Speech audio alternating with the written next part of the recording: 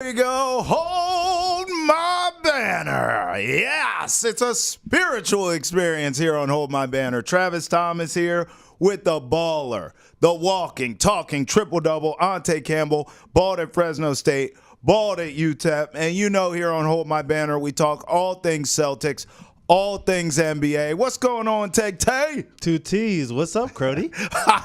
What's up, Crody? Travis, I got to tell you, the Pacers advance, which is, it's lit. But look, I'm more excited about the WNBA. How do you feel? I mean, listen, I'm excited about both. We'll talk about the WNBA, of course, later on, Ountae. But look, I look at the Pacers. I know some would call it an upset, I guess. I don't call it that. I mean, Giannis is out. I know Dame played in Game 6, but he was out. Like, it's not really an upset. You should beat a Bucks team without their two best players, obviously, right? But 100%. Honestly, Tay, tell me if I'm being reckless here or not. I think the path in the East gets even easier now because, look, if Giannis comes back, even if he's not 100%, he's still a monster. Yeah. Dame clearly came back for Game 6, so if they were able to extend the series and continue to play in the playoffs, you would think he plays himself healthy. So a healthy Bucks team potentially in the Eastern Conference Finals could be a problem. Now they're out of there. The Pacers don't play defense, Ountae. I feel good. Yeah, I feel good too. I would agree. It's an easy cakewalk for the C's, no question about it. You would think. All right, well, let's start there. We'll bring Ountae back later on in this fine program, but I want to start here. Hey, round of applause. Kudos to all of us who correctly predicted that the Celtics would handle business with relative ease in the first round of these playoffs against a Jimmy Butler-esque Heat team, and they got it done. So kudos to them. Now, obviously, you lose Kristaps Porzingis. We all understand that's a major loss, but it's not catastrophic. Reports indicate he should, knock on wood, be back by the Eastern Conference Finals, which conceivably is when you would really need him, certainly, to win a title and get another banner, hence the title of the program. You would need Kristaps Porzingis, but he should be back by then. In the meantime, in between time, you make hay without him. And we just talked about this to open the show, that the Eastern Conference already, really, the basketball gods had parted the green sea for you with all these injuries to all these star players. Now the Bucks are out of there because of injuries. You get a young, hungry, upstart Pacers team who is exciting. They don't play defense. My gut tells me I don't even know if they beat the Knicks or the 76ers. But regardless, you don't have Kristaps Porzingis. I believe the Celtics should be okay. So let's reflect, now that it's over, back on the Heat series. Now, I have to give credit where it's due here. I thought the Celtics showed me a lot of toughness. There's more ways of being tough than just physically brute, right? Obviously, physically they were tough because we know what the Heat do. The Heat culture. Good defense, well coached, dirty. And that's what they did. There was pushing and shoving. There was snapped ankles coming down from jump shots where your foot just happens to be there where I'm landing. Yeah, sure, right? I mean, we saw the cheap shots. We know what it is. But honestly, the Celtics overcame that physically throughout the series. Didn't respond, no suspensions, no fights, no issues. Also, how about the mental aspect of this? I mean, you can be mentally tough too. You have to be to become a champion. The Heat did everything they could. A lot of that dirty stuff came when the game was out of control. Frustration started to sink in, and they took it out on the Celtics. Again, no retaliations. That's mental toughness. But also, remember when the Heat won way back? I'm saying it like it was a year ago. Remember way back when the Heat won Game 2 and Jimmy Butler came out and was trolling the Celtics? Remember that? Don't let us get one. Oh, he's the boogeyman, right? Oh, man, I even said it. If this series extends, you're taking a chance of Jimmy Butler coming back. Woo! Celtics, unfazed. Didn't worry about it. Even in the media, they laughed at it. Yeah, it's just Jimmy being Jimmy. And they were right. That's mental toughness. Look, there are different ways to be tough. This team is not. No one will confuse them with the bad boy Pistons. I mean, I think that's safe to say. They're not taking hard shots and pushing guys around and having a bloody nose and staying in the game. There's none of that stuff with this Celtics team. But there is something to say about cohesive toughness, collective toughness, brotherhood. We love each other. We have each other's back. This team likes one another. I've covered a lot of teams throughout my career that didn't. They hated each other. Maybe even if they were talented and they won games. Not liking each other matters, especially when you get to this time of the season. I could argue that's a form of toughness. In fact, Jason Tatum talked about this exact thing, about how toughness comes in different shapes and sizes. Not all teams who are tough look and sound the same. Take a listen. When you say you're honest with yourself and teams are thinking that about you, do you think that they wonder about your toughness? Like, what do you think teams think about you in that regard? No, I think the world we live in it's got to be something wrong with every team. That's what they like to say, and you can see how talented we are. I think it's lazy or easy to say that teams can out tough us, right? And I never understood that. Like, what's the definition of tough? Like, having the louder guys on your team, like that shit don't make you tough. Everybody has their own definition of what toughness is. It's playing the right way, showing up every day to do your job without complaining. I think that's being tough. He's right. I mean, that's a personality of this team. I just said no one's going to confuse them with walking around pushing and shoving, folks. That's not what they do.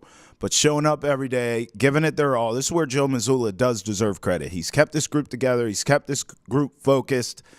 With Ime Udoka, this team was more tougher on the surface, right? We saw the defense, the hard nose, Ime getting in guys' face.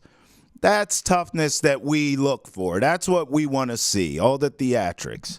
But this team's different. This is a cohesive unit. And I think it fits more of their personalities, quite frankly. What's our complaint of Jason Tatum sometimes? He doesn't get angry. I mean, at least Steph Curry, the nicest guy on earth, you see him chuck that mouthpiece all the time, don't you? You've seen him and Steve Kerr get heated before. Tom Brady, same thing. I mean, how many times have we seen Tom Brady cussing out people? But that's not the personality of Jason Tatum, Jaylen Brown, any of these guys. Not to say they're not tough, but it's not their personality. That's not the way they show toughness. And I think you have a collection of those personalities, which is why it manifests in the way Jason Tatum's talking about. Showing up every day, doing your job.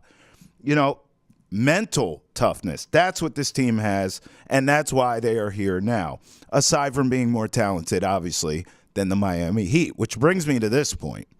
I actually think the Jimmy Butler injury hurts the Heat more than just not having him out on the floor. Here's what I mean. Obviously, if Jimmy Butler plays in this series, Captain Obvious here. Celtics still win it, don't get me wrong, but it's way more competitive. Maybe it goes 6 games. Certainly all the blowouts we saw are not blowouts. They're closer. Jimmy takes games over late, makes us sweat a little more than we did in this series. It's a competitive series. It's fun, and it would be cool to have that trash talk ability that we lose without Jimmy Butler in the series. You beat the Heat with Jimmy Butler. No excuses from them. You can kind of rib Heat fans who have been all in our face for years. But he's out. Okay, fine. We see what we see. Game 2 was an anomaly. He shouldn't even have won it. This should have been a sweep, but you get him done in 5. No sweat. Most games were blowouts.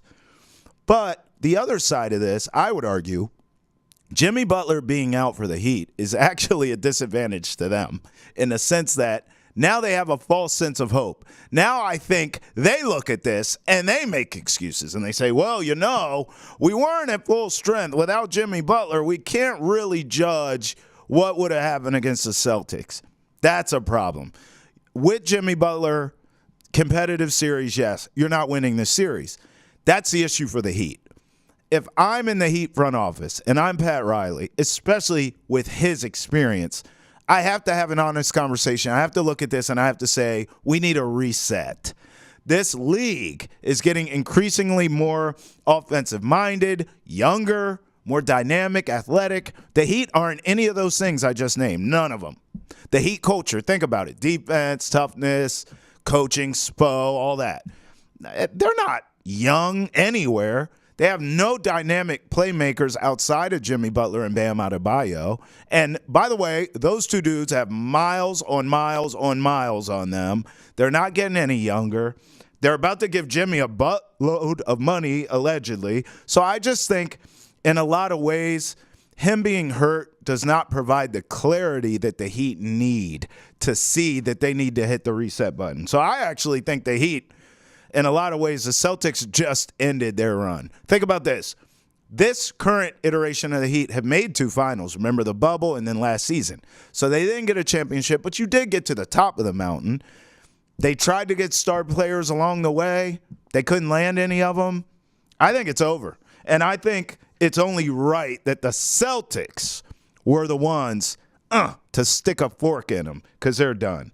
As far as the next victim for the Celtics, I mean, my gut says it should be Cleveland. The reason why is because they do have the experience advantage over the Magic. But let's be honest about this. I think the Magic and the Cavs, to a certain extent, are a carbon copy of each other. Maybe a little. I'd put them a tier up from the Heat in the sense that they all play great defense. They're all well coached. They all have one star. The Heat were without theirs and Jimmy, but the Magic have Paolo. We understand that. Cavs have Donovan Mitchell. So you have one star who does your primary scoring, and they're damn good. But all of them have the same issue. There's no consistent secondary scorer. There's no third piece that can get you a bucket. You're kind of reliant on your stars offensively, and then you just see who else has a hot hand that night. It's not going to get it done against the Celtics. It's just not. You can have a competitive series. My gut says whether it's the Cavs or the Magic, even though I believe the Cavs, I think this is a 5 or 6 game more competitive series than we just saw. Likely 6 games if I had to bet on it. But again, without that secondary star or that third piece consistently every night, you're not going to beat the Celtics, even without Kristaps Porzingis. So, again, I'm going to go Cleveland here. They've been here. They laid an egg last year in the playoffs against the Knicks. Another team that fits the description of what I just said. Defense, coaching, Jalen Brunson, and what? Right? So, my gut is I think Cleveland will be the team that the Celtics play, but it doesn't really matter. With or without Kristaps Porzingis, albeit Cavs or Magic, it's going to have the same result. Celtics in 6 is my prediction there. And look, then you move on to the Eastern Conference Finals, and we'll see who's there, but that's my gut. All right, let's bring him in. Ountae Campbell for a little game of Wicked or Kick It. I'm sure you have some thoughts on my Eastern Conference breakdown, my man. Yeah, I definitely do. I just think that the Cavs are probably the better team in this situation, and I probably will want to play the better team if I'm the Celtics. I want to be able to prepare. Yeah, that's fair. You had an easy cakewalk against this Miami Heat team. That's fair. Their team could not shoot the ball to save their life in those last 3 games of the series. Yeah. So playing the Cavs, who has a team who can shoot it much better, will just get them more prepared as they go and honestly, hopefully, meet up with the Denver Nuggets in the finals. That's fair. I would like to see that team, but yeah. All right, Trav, now it's time for Wicked or Kick It. What do you think of this Kelly Oubre fit? Okay. So here on Wicked or Kick It, we judge NBA player drip. And usually I am the king of all the haters. I mean, I kick everything we see. But you know what? This is wicked to me. Look, you know what vibes I'm getting here, Ountae, with this? It's a very 70s soul singer vibe here. Like, I'm getting a lot of – Greg, can we take this full? I'm getting a lot of shy lights here. Look at the pants. Yep. They're green. They're kind of high watery. They're shimmery. Yep. I'm getting a lot of shoo-doo, shoo-doo, doo-doo, shoo-doo, where you had like 7 brothers in one group and they had one mic. But they but they had all the dance moves. They were in sync.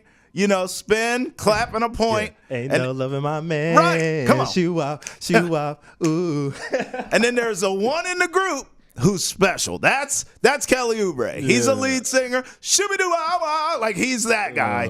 And you know, one mic. They come all the way back in sync to one mic. That is this outfit. That's what I'm getting from this. Now, the coat says Shaft, but the pants say The Temptations. I dig it. This is wicked. Yeah, I'd agree. I like this. I have different reasons why I like this fit. You know what he looks like? Who? He looks like the aloof, cool guy in your favorite anime. Like, you know that guy that has the shades on and his teeth are always shining cool when he speaks? You know what I mean? There's that little twinkle that comes next to his teeth when he's speaking. I see it. That's what he looks like. So I like it. He has a nice little hoodie under the leather jacket, the green, like disco almost type of pants, almost kung fu kind of pants. Yeah. And then he's got the boots on as well. Kung Fu Kelly. Yeah, almost. I mean, bro, is this not the beauty of Hold My Banner?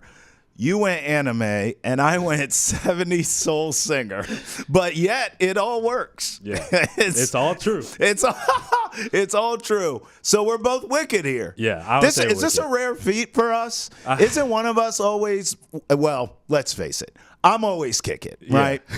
I feel like you give out more wickets than I do. Yeah. It's sometimes we'll both kick it because some of these outfits are ugly as hell. Yeah. But I think it's rare that you and I both go wicked. This could be a first on this fine program. Yeah, I think later in this episode we're definitely both going kick it, but we'll talk about that in a little bit. I can't wait. I live for that. But yeah, this is definitely a rare one. You know what I wanted to name this segment originally? What? Trav hates everything. I do. You know what's crazy? Can we speak on this for a second, Ountae? Yeah. I didn't realize this about myself until much later in life. My friends growing up always told me I was a hater. And I would A1 hater. I would in turn think they were hating by calling me a hater. What do you mean? I'm not a hater. I love everybody. Oh. Then as I got older, Ountae Campbell, I said, I'll be doggone. I am a hater. Yeah. You are. You definitely are. All right, let's switch it over to Kyrie Irving's fit. All right. This was his fit from Game 5. What do you think about this one? Debonair. I mean, listen, man. Bro's got a lot of looks here, and it's all movies. You could go Men in Black. Yep. You could go a Black James Bond. Yeah. I mean, honestly, I was shaken or stirred. I mean, my man is styling on him. Yeah. This is wicked. Yeah. This is my speed right here. I like this. This is Goodfellas right here. This is a good look. I like this on Kyrie. I like everything about it. Shoes, suit, tie, the whole woo-wop. I'm with this. This is wicked. This might be my favorite out of all the fits we've ever done. Yeah, I like this one a lot. Twan would be proud of this one. You know how he was talking about how they had to dress up and actually wear clothes. So this one can fly back in the early 2000s of the NBA dress code. Yeah, you used to have to wear suits, right? Exactly. So yeah, it's like a throwback to that. And by the way, Ountae, I mean, I know we're going to talk about it later. Yeah. But bro, he meant business. Oh, for sure. Like he meant business. He wore this to the game. Him and his whole team meant business. Yeah. It's funny that you brought up Kung Fu Kenny earlier because this reminds me of like a Kendrick Lamar type of suit that that he's wearing on this one. For sure. Also, you know what it reminds me of? What? You know how on like social media they got the Erykah Badu jazz music playing? He looks like a smooth jazz operator, and he played like one, like you said, the other night. So I love this one. Yeah, I do too. I would love to see more players kind of do this. I know it's like not mandated anymore like it used to be or anything like that. But I would love to see listen, Tay, I grew up watching Michael Jordan, right? And everyone always talks about Michael Jordan, the ball player, for obvious reasons. And we know the Nike stuff. We know all the aura of Michael Jordan. Mm-hmm. But, you were too young to see this part that I'm going to speak to.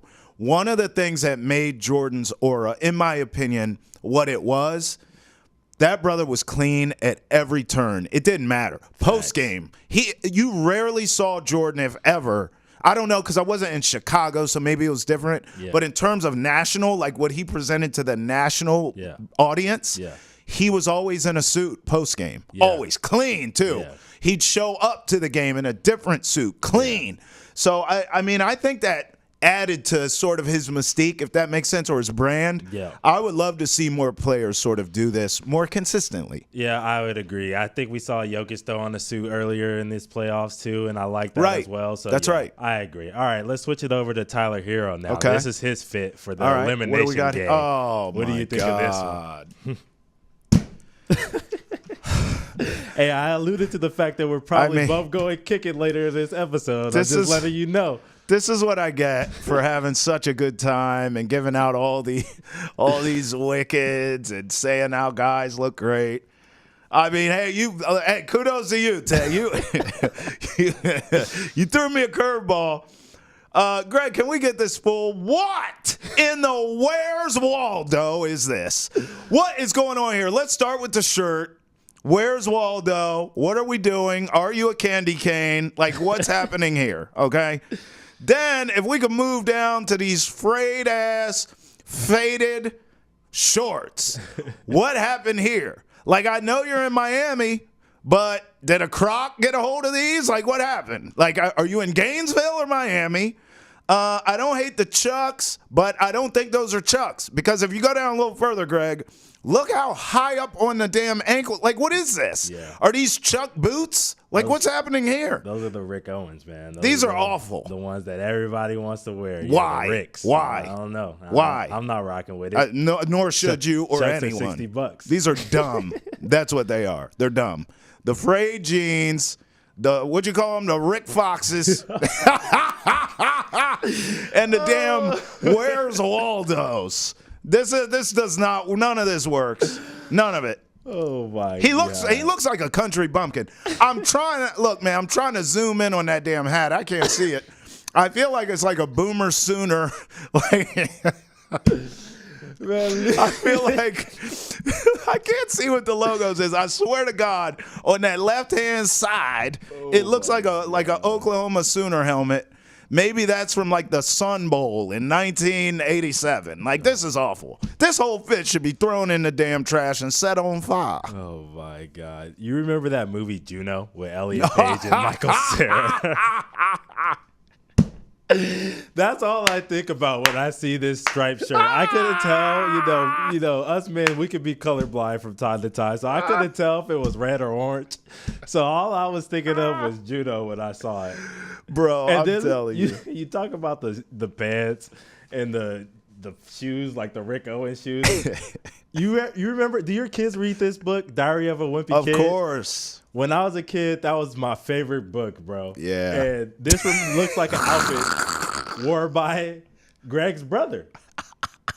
It looks like a loaded diaper. Like he's only gonna get on stage and start rocking out and throwing up the rock symbols and having his tongue out and everything. Bro like looked that. like Machine Gun Kelly. This whole outfit.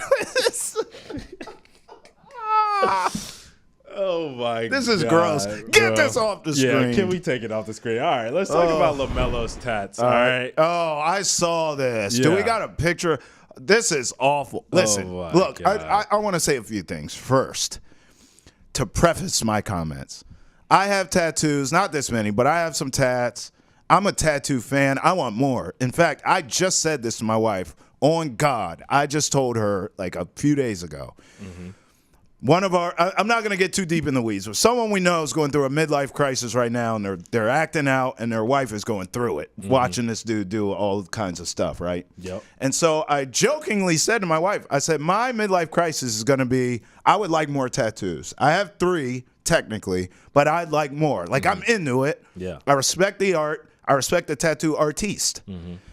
But damn, this is ugly. Yeah. Like, what is this? I don't even like critiquing people's tattoos because everybody has their own thing. You know, it's an expression, right? Yeah. I don't like critiquing art. I'm an artist myself. I'm a broadcaster. Yeah. I mean, you know how many times people tell me I suck? Like, it's not fun, but you still got to express yourself, right? Yep. But damn, Ountae, this is awful. Rare one. Like, what? That's dumb. Yeah. What is the alien? Like, what's happening there? Yeah. What is this? This is gross. Yeah. Ountae, this is gross. Yeah, I would agree. It's too much. I also hate covering up the elbows. It's weird. I don't like that. The alien's super big. It feels like he's staring into my soul. Yes. You know what I mean? Yeah, I agree. But all right, I'm tired of talking about these dang tattoos. Oh. I know his daddy hates it. What do you think? His daddy hates everything. Yeah, that's true. He's part of the Trav Hates Everything club. Yes. What do you think of LaMelo as a player, though? Oh, boy. You know what? This is going to sound deep. I don't mean it this way. Yeah. That tattoo is kind of a microcosm of his career, to me. Wow. It's very flashy. Mm-hmm. A lot of sizzle. No substance. Yeah. He's a gifted scorer, but unlike his brother Lonzo, who's a amazing passer, Yeah. LaMelo's a scoring guard who is oft injured, and I'm just not sure you can win with him, Ountae. Yeah. He seems to have maturity or immaturity issues. Yeah. Not like a bad kid. He's not out getting in trouble. But, he just seems kind of aloof. He still feels very childish a little bit. Yeah. He can ball, though. Yeah. But I think as I want to, you know what I want to see? I want to see him mature. I want to see him older. I want to see him develop his game. Right. And then, let's see if he can stay healthy, and then maybe you can win with him. Yeah. But what I've seen so far, I don't think you can. But it is it's subject to change. Does that make sense? He has not done for example, I'll give you a great example. Ja Morant. I look at Ja Morant. I don't want to call him a lost cause because he's still young and he's got a long career ahead of him. Mm-hmm. But I'm more convinced I can't win with Ja Morant than I am LaMelo. Wow. And it's because of the judgment, the decision making. Mm-hmm. What you do off the court translates to what you do on the court. You understand that, right? Yep. So that's character. That's decision making. That's you're a guard. You're my guy bringing the ball up. Right. I need you. It's like a quarterback. Mm-hmm. If a running back goes out and does something stupid, I'm like, all right, hit the A gap, bro. Yeah. But a quarterback, I need you to make good judgment decisions. Right. That's how I feel like LaMelo hasn't done anything yet to make me question whether or not he can mature. Yeah. But so far, just judging on what I see so far, it's just like that tat. It's just flashy and loud and not much else. Yeah, I would agree. I think you're right. I don't think that he'll probably ever get to the point where he can be the number one guy on the championship team. Well, we don't know that yet. Yeah, I understand. He's had some stunning growth from him being out. But, you look at a guy who's also 22 with Anthony Edwards, and you say, hey, well, how can point. he be more mature when he's obviously has some off-the-court Yeah, he issues has too. as well. He has. But he's learned, you know what I mean? And Yeah. he's out there being a leader. You hear him while he's on the court. He's telling guys what to do. He's barking at guys. He challenges himself to be a two-way player. Right. I don't see any reason why LaMelo couldn't challenge himself to be a two-way player as well. And That's I fair. honestly think he's not good enough on the offensive end to just be an offensive guy that carries you as the number one. I think his mid-range leaves a lot to be desired. Okay. Which is, if you're going to be that number one guy as a guard, I feel like you really need to be a three-level scorer. Right. And I just don't think that he's that right now. He, as a rookie and in his second year, he really struggled to finish at the rim. Now he's been a lot better, at least in the short 22 games that we got from him in this season. Yeah. He was a lot better at the rim. But, yeah, I just think that he's not really, I want to say, polished. top 5, top Yeah. 10 guy in any category. No, I would agree. And there's other guys who are his age that have the opportunities that he has that are. I think that's fair. I do want to ask you this before we move on, though, because you played against all the Ball brothers, to my understanding, didn't you? Yeah, I did. Tell us how that happened, how that came about, and then give me a scouting report on him specifically, what you saw. Of course, yeah. So I got to play against them in high school, coming from Los Angeles. They were in Chino Hills. I got to play them in a fall league game. Okay. And playing around, obviously, some open gyms type stuff as well, seeing them around. And I mean, they beat us. Honestly, that's the honest truth. They beat us, but it was a close game. They were a really good team. This was when they went undefeated, like leading up to when they went undefeated as a team. So they were really talented. So I can't hate on that. I do think that he was the best one out of them, right? Yeah, he was the best one, but back then Lonzo was definitely better. Sure. Lonzo obviously was going into his junior, senior year or whatever. He was a better player. So I love this family, honestly. That's all I have to say about them. They're a great family unit. They they stick beside each other even when they, go through some things, which is just an important lesson to learn. But yeah, bro, I want to see Lamelo win.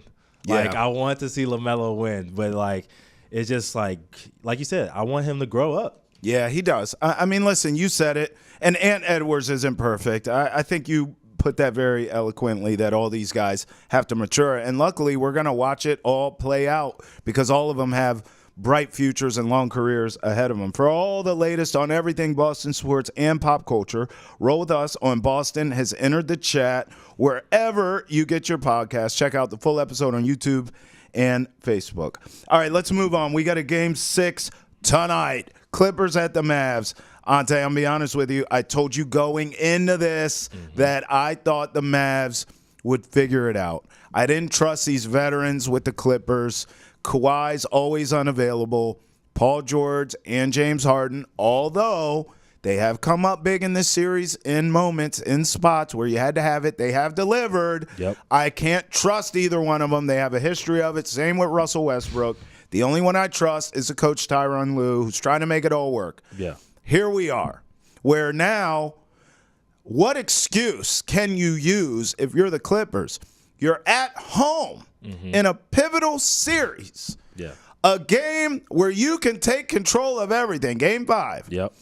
You can win and take control of the series and have a chance to close this thing out. And what do? You get drilled by 30 points. Yeah. Bro, it's over. That's the Clipper way. I actually think the Mavs took their heart in Game 5. I think it's over. I think the series was over with that. You're at home. You have no excuse. Yeah. I know you can say, well, Kawhi was out. Kawhi's always out. Yeah. What the hell's the difference? That's the problem. Right. The one guy who's been to the promised land you can't count on, and then I can't even talk to him because, he doesn't talk. So I think it's over. I think the Mavs took their heart. It's over tonight. Give me the Mavs. Oh, no, I would disagree. I told you 7 at the beginning of the series. Based on what? What have you seen that tells you the Clippers are going to win this game? Look, they got blown out, but, Paul George, Harden, they didn't show up.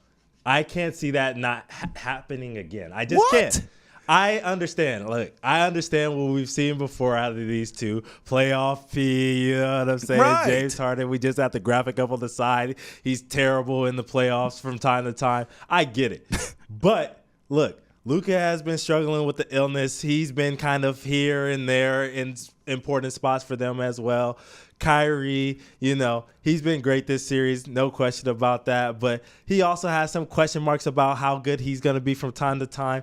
Yeah. I think that the Clippers are just going to come in with that back against the wall mentality. They're going to get squeak Game 6. Please. And probably get waxed in Game 7 against the Mavericks at home in Clipperland. That's the Clipper way to do it, right? So we both at least agree that the Mavericks win the series. Oh, yeah, no question whether about it's that. Tonight or in 7. I hate to say it, but I don't even see a world where the Clippers do win this series. Wow. Me either. All right, look, WNBA starts tonight.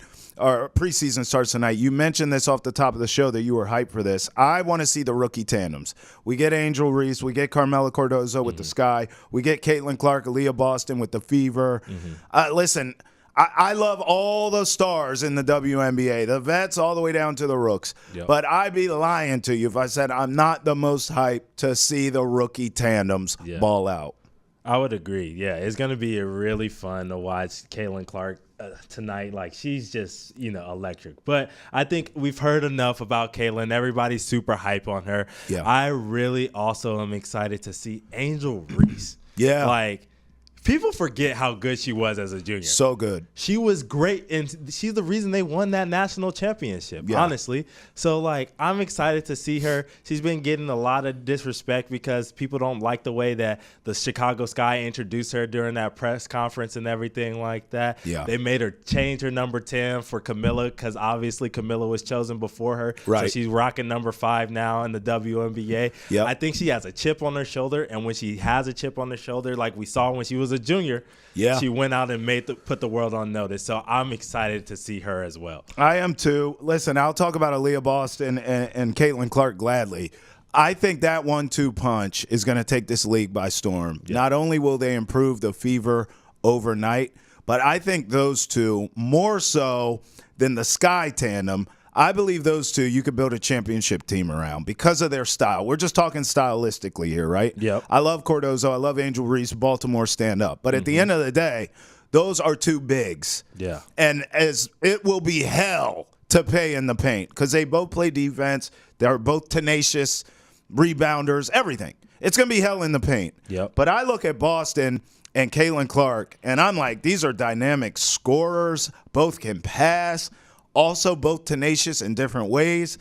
I just think they're going to get to a championship quicker than the Sky. If I had to bet on one of the two tandems, in other words. I can see that. I was just talking about excitement. I'm excited to watch Angel Reese. Not saying that I'm not excited to watch Caitlin. She's going to be dynamic as well. She's going to shoot the ball really well. I expect her to probably struggle a little bit in these first couple preseason games as she's getting used to the physicality of the WNBA. Yeah. But I agree. The Fever probably get there to that mountaintop quicker than the Sky. You know what we have to do? We have to cover the Connecticut Sun, bro. Yes. We gotta start going to some games. We got to get involved here. Yeah, 100%. I'm in for it. Let's make the trip down, Trav. How about a hold my banner from a Connecticut Sun game? Could you get behind that? Yeah, I definitely could. But Trav, did you hear about Michael Parsons and C.J. Stroud? I mean, I saw the headline. I get annoyed with this stuff. I know they said they can play in the NBA or something, right? Yeah. Like these guys drive me nuts. Look, they're all great athletes. I'm sure. What did you? So I know you hoop. Did you play football? Yeah. So I played wide receiver in high school. I'm sure you were a monster. Like all you athletes are the same. You can play any. It drives me nuts when I'm competing against you. Yeah. Okay. Back when I thought I was athletic, and then I'd run into a real athlete, and I'd be like, oh. That's what that looks like. Because it doesn't matter what sport it is. You're competitive as hell. You pick it up quickly, and then you dominate. Yeah. So, look, I don't feel as though they couldn't compete against an NBA player. Yeah. But I know these guys, without even seeing the clip, Ountae, I can guarantee you they're talking reckless, aren't they? They got to be. I'd average 50 points a game. Yeah, let's show off that clip now. How much would each you guys score in an NBA game? I'm averaging 20. I would say I would be lucky to hit a 3 or 2. I'm realistic. He calls himself a shooter? He's a cowboy. He's a cowboy. He's naturally doing. See, I respect C.J. Stroud. Michael Parsons, you're tripping, bro. I'd average 20. No, you wouldn't. No, you would not. No, you wouldn't. Yeah. C.J. Stroud said I'd be happy with a 3 or 2, and I believe he could make that happen. I believe Michael Parsons could make that happen. Right. But 20 points a game, stop, bro. Yeah. Come on. What NFL player would you think would be fun to watch in the NBA if you could watch one of them? What NFL player would be? You know what? Can I flip that? Yeah. I would rather see an NBA player in the NFL. Okay. LeBron James at tight end. Yep. That feels like something. Yeah. That feels like you may not be able to stop him. Yeah. Size, speed. I believe he played, if I'm not mistaken, in high school. I feel like LeBron at tight end could be a major problem. And then here's a fun one. Okay. I know if he got hit, Ountae, he would get folded like a lawn chair. But Wemby, Victor Wembanyama. No way. Wait, only a specialist. Yeah. Put him at wideout. Goal line. Stay with me. Yep. On a Hail Mary. Yep. Ountae. Hail Mary. Who's jumping with that? He's getting pushed out of bounds, Trav. No, you can't do that. PI, we're on the one. We're going to run it in and win the game. Boom. Oh, my God. I mean, bro, he's unstoppable.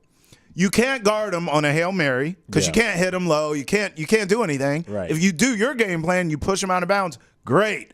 We'll take the ball on the 1 yard line, get them the hell up out of there. When them big hog mollies, when that goal line package comes in, get Wemby's Gumby ass out of the game and punch it in. But either way, he set you up for success. Yeah. That's what I want to see. Yeah. You know who I want to see from the NFL join the NBA? Who? And you're going to like this one.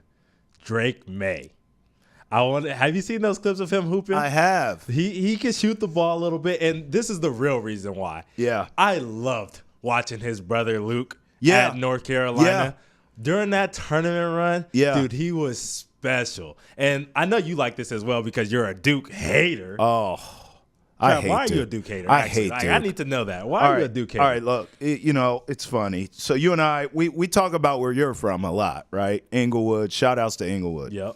But no one ever asks a brother where they know I'm from Maryland, but they don't really ask about my upbringing. Yeah. Look, man, I'm from a part of Maryland where it used to be anyway, ACC country. Now it's Big Ten. Yep.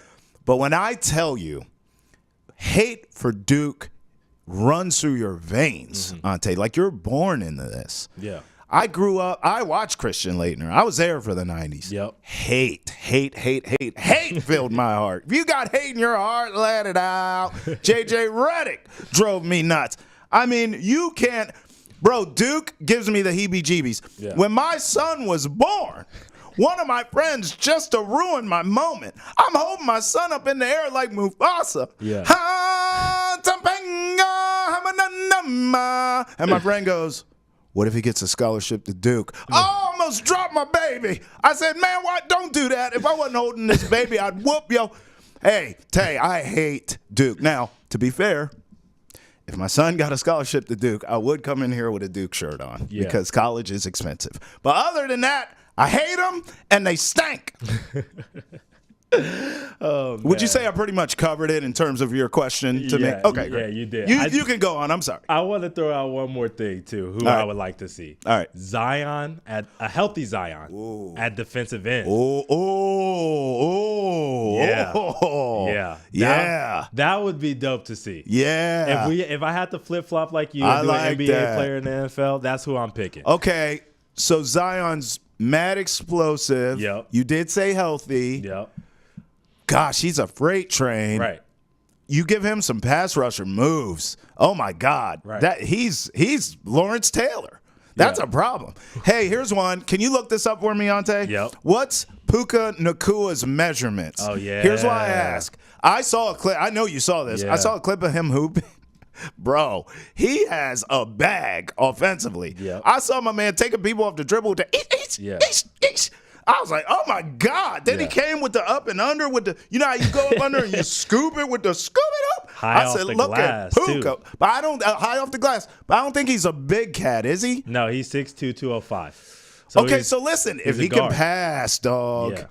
If Puka, because I already saw he's got the yeet. Right. So if he can hit me with the hee, with the hees, bro. With the magic. Yeah, if he can pass, I think Puka might be the one. Yeah, facts. Well, this was a fun exercise, Ountae. I really appreciate you doing what you always do, my friend. Of course, yeah, that was a great one. I appreciate your take. Yeah, seeing those guys, Wemby really took me for a loop. Like, I don't think he could do it. He's too skinny, Travis. He can't play an NFL game. Stop it with that. Just for one play, the Hail Mary. Yeah. All right, Ountae, we appreciate you. We'll do it again next time. I want to end the show here. I mean, just a tip of the cap to Mike Gorman. What more can you say? An institution for 43 years in this town. I mean, an inspiration to me and so many others, not just broadcasters, fans, just a basketball savant, a basketball icon. Look, you know, I knew when I got the opportunity to come here to NESN and be a part of a fraternity. I mean, like, honestly, being a sports broadcaster in Boston, I do not believe there is a better job in our industry in America than that. And so I was honored to even get the opportunity to get a job in NESN, let alone get employment here. So if I can be half of the broadcaster that this guy was, boy, I did something with my career.